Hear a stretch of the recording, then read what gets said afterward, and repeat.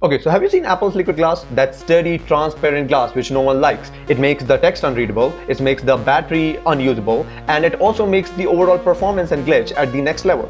Now, Android is adopting it in the new Android 17, and they have just announced it in Android Show as well as in the upcoming 19th May Android I/O.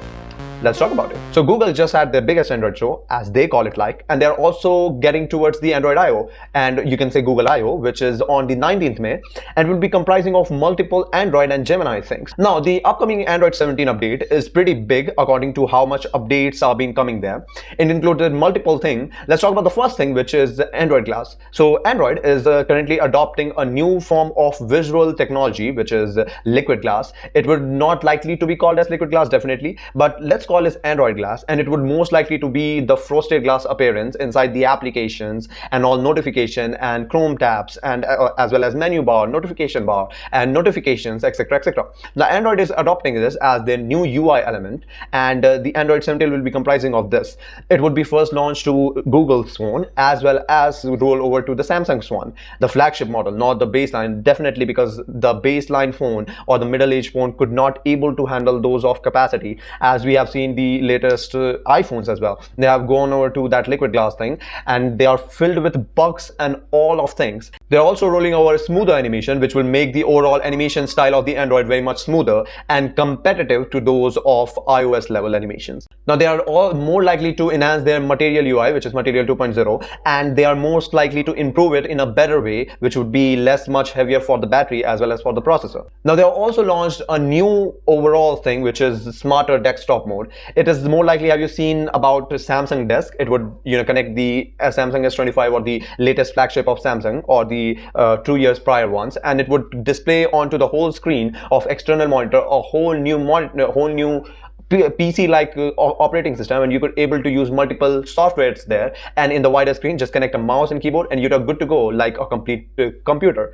And Google is also trying to make it with their Pixel phones, so they will more likely to go get for the Pixel one, and because they are getting for the Android, they will be circulated all over to the all Android phones. So now the newer generations of Android like OnePlus, like Xiaomi's phone which runs with Google's Android, and multiple like Nothing's phone, and all those will be getting that desktop mode, and they could be able to use plug in the phone and could be able to use in an external monitor to use it as an operating system based on your computer, like a computer.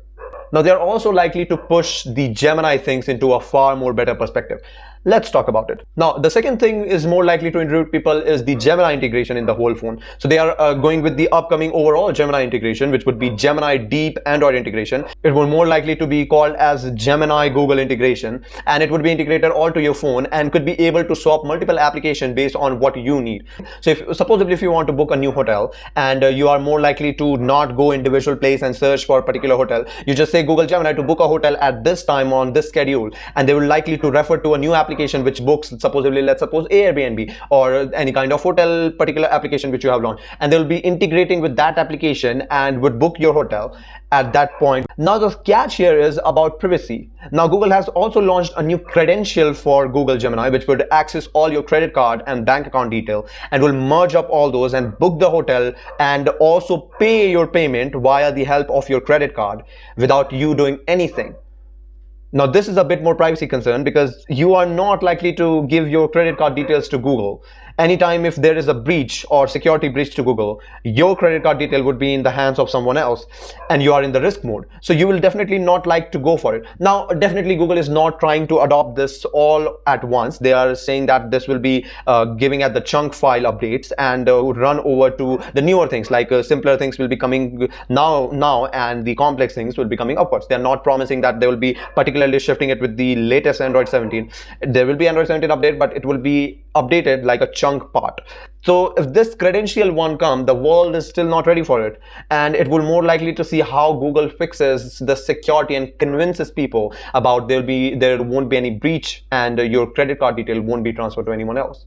They are also inspired by Apple, and they are trying to make Genmoji in terms of Android style. Not particularly Genmoji, but you can say they are refreshing every individual emoji in the 3D structure.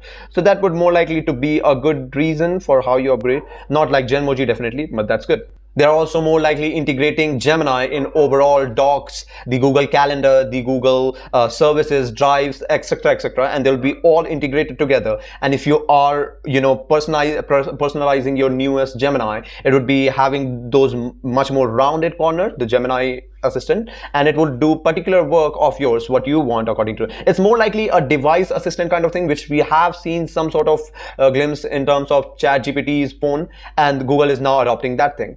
There's also new productive enhancement thing which will also be integrated with AI, as well as more proactive user assistant, which will be Google Gemini, definitely. And they're integrating all around things with Google Gemini, trying to manipulate the market around how AI is helping us to enhance much more things in the future. There's also automation, there's better app suggestion, the cross AI action. Fun fact, there's also new RCS security message which is end-to-end encrypted now, and it's more likely like Meta is now resigning from the end-to-end encryption, and Google is now adopting it for the RCS message, making it much more competitive for the Meta environment to compete with that.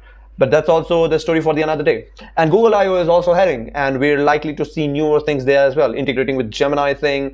And kind of nowadays, Google's event is all about Gemini. We have also seen Android event as well as the I/O. So until the I/O drops something new without integrating it with Gemini, till that time, keep vibrating just like us.